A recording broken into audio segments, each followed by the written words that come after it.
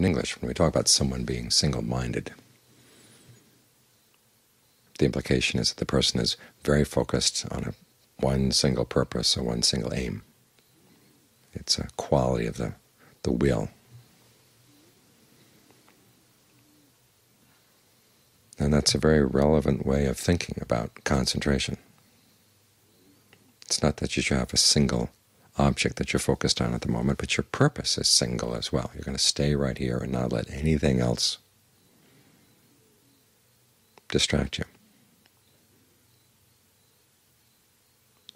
So concentration is a quality both of awareness and of the will.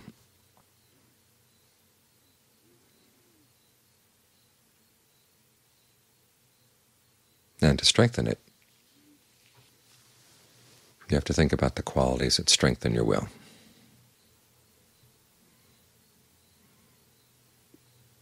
It turns out they're the same as the qualities that strengthen your mindfulness. On the one hand, you observe the precepts as practice in making promises to yourself that you then try to keep.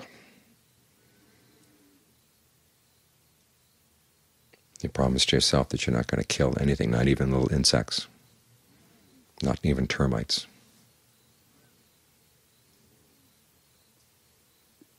No stealing, no illicit sex, no lying, no taking of intoxicants. You set that up as a promise, and then you try to keep to it. And you learn things about yourself in the process. One is you learn the areas where you have difficulties. And two, you've got to learn how to negotiate with your conflicting intentions. This is where the second quality comes in, is having right view, realizing why this is important, why you want to be doing this. All too often we think of developing our willpower simply as a kind of a brute force. And the force of willpower can last only for so long on its own. It needs help. And the main way you can help it is through adjusting your understanding.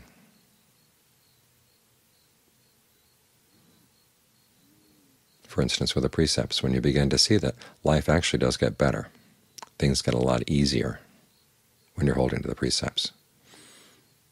Once you have that perception that you're making things easier for yourself, it changes the equation. The precepts are not such a battle.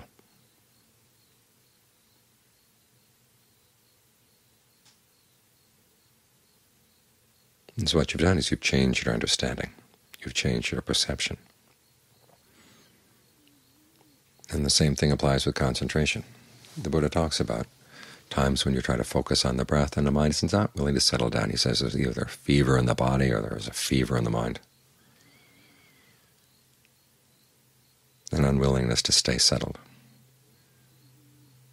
He doesn't say just kind of bulldoze through. He says switch over to something you find inspiring. This is why an important adjunct to focusing on the breath, focusing on the body, are the various recollections, because they help get your view straightened out and help strengthen your motivation for why you're here. And John Lee talks about how important it is to develop a sense of samvega if you're going to get the mind to really settle down. You can contemplate the parts of the body, and it's not necessarily about an issue of lust. It's simply your attachment to this physical hunk here, this physical lump. And then you look into it, what is there there? All kinds of things you wouldn't want to associate with. That if your stomach was sitting on a chair next to you at the dinner table, you wouldn't want to have a conversation. You'd be grossed out. And your lungs and all the other parts. They're not the kind of things you'd want to socialize with. And yet so much of our life, so much of our energy is devoted to keeping the body healthy, keeping it comfortable.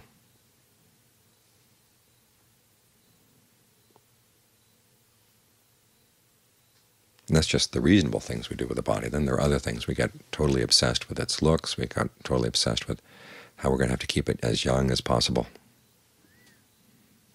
Whatever.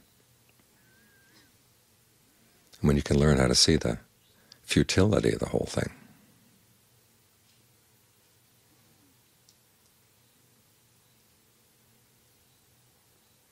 you develop a sense of samvega, a sense of dismay. And it's very chastening. And sometimes that sense of being chastened is what brings the mind into the present moment. You look at the various activities in your life, and they begin to seem very futile.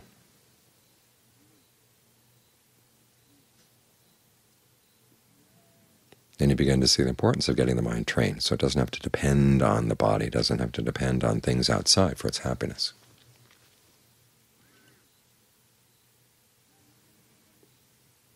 And you begin to see that the discovery of the Dhamma, the discovery of something really is deathless inside, is something really worthwhile.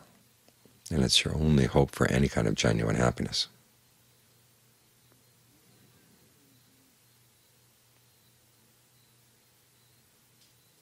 And when you learn how to motivate yourself in this way, or in whatever way works, this is something that's really very individual. Sometimes you read the different ajahns talking about that kind of contemplation that really brought their minds down to concentration, and it just seems to roll off your back. It's not that grabbing, that's not that compelling. Well, you have to look into your own mind to see, well, it is compelling. How do you motivate yourself?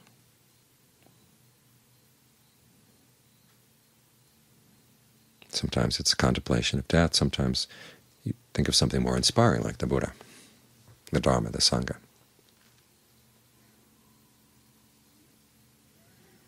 And there's a whole host of other ways of developing strategies and motivating yourself. Been reading about how different writers motivate themselves.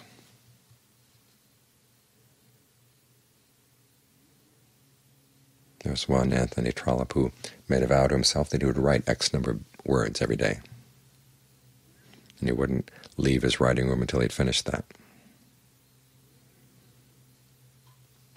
And that meant, of course, that sometimes he was writing garbage, but at least he was churning out a certain amount, and he got so after a while it wasn't garbage.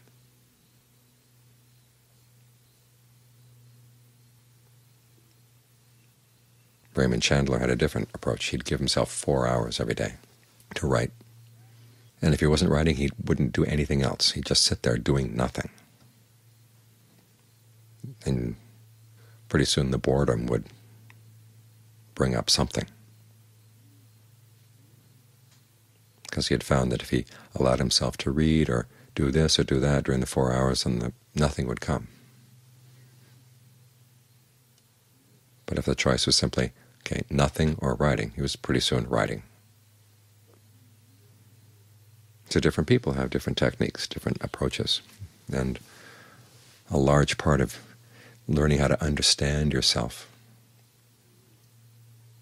and how to deal with your defilements lies in figuring out what approach works for you, what strategies get you more motivated to practice. As the Buddha said, one of the measures of your wisdom and discernment is how you talk yourself out of doing things that you like to do but you know give bad results, and how you talk yourself into doing things you don't like to do but you know give good results.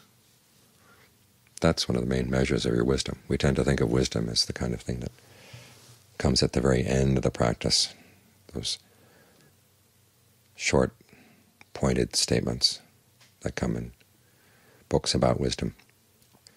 But to really develop it, you have to develop a pragmatic approach to how you're going to get things to work in the mind and how you're going to get yourself motivated.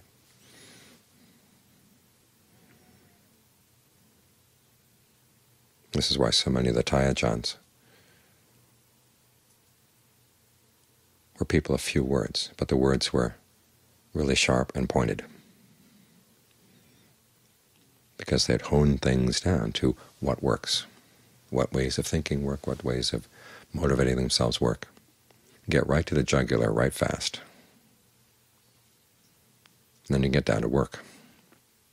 So that's an important part of wisdom and discernment, and it's something we all have to develop. Learn how to psych ourselves out to see what way of thinking, what application of right view is going to really hit the mind so that it's motivated to practice.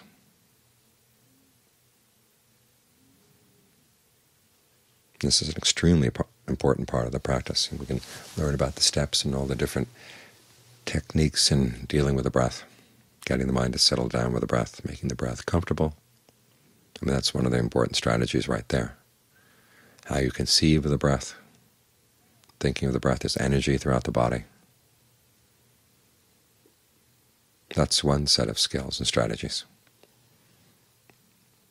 so that you learn how to associate sitting and meditation with a sense of well-being, sense of refreshment. And you have that to tap into when the mind gets antsy. It wants a quick fix of pleasure. But there are lots of other issues that are going on in the mind as well in terms of your motivation, why you're here, why you're doing this. And it's good to think about it, to be clear about it. Wisdom doesn't come from simply turning off the thinking in the mind and just trying to observe, observe, observe without any input at all. That teaches you some lessons, but there are a lot of lessons that never get learned that way. Insight practice is also a matter of exploration, experimentation, trying to figure things out. Why is it that greed, aversion, and delusion can still have power over the mind when you've learned so much about their drawbacks? What's still their gratification? What can you do in order to wean yourself off that? Teach yourself new ways of feeding.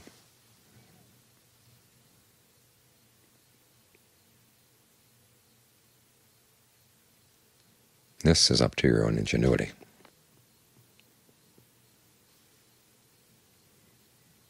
But that's how you strengthen your concentration. You come to stillness of mind by learning how to think about how important stillness of mind is and how much you want it. Without that sense of motivation, the single-mindedness of your concentration doesn't stay single for long.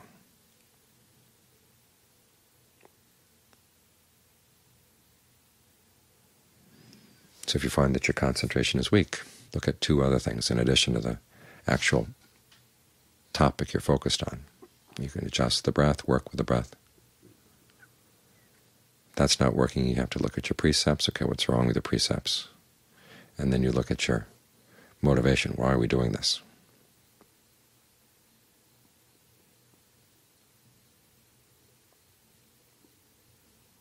How do you deal with the different committee members in the mind that are pulling you away?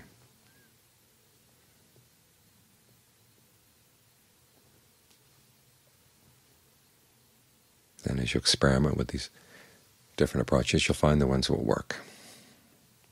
So your single-mindedness really is single. It really does develop power. Because without the strength of the concentration,